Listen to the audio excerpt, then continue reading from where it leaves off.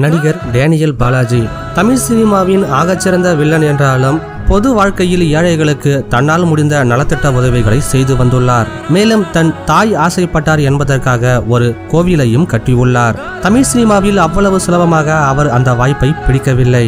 என்னதான் தனது அண்ணன் தமிழ் சினிமாவில் முன்னணி நடிகராக இருந்தாலும் அவரிடம் ஒரு நாள் கூட உதவி கேட்டு நின்றதில்லை.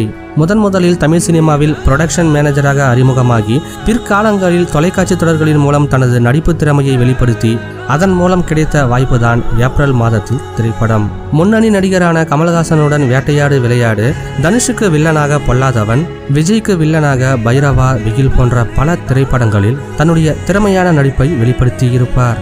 48 வயதாகி இருந்த நிலையில் டேனியல் பாலாஜி அவர்கள் திடீரென மாரடைப்பு காரணமாக மரணமடைந்தார். இறந்த பின்பு கூட தனது கண்களை தானமாக கொடுத்து இந்த மண்ணுலகை விட்டு தனது அண்ணன் முரளியைப் போல 48 வயது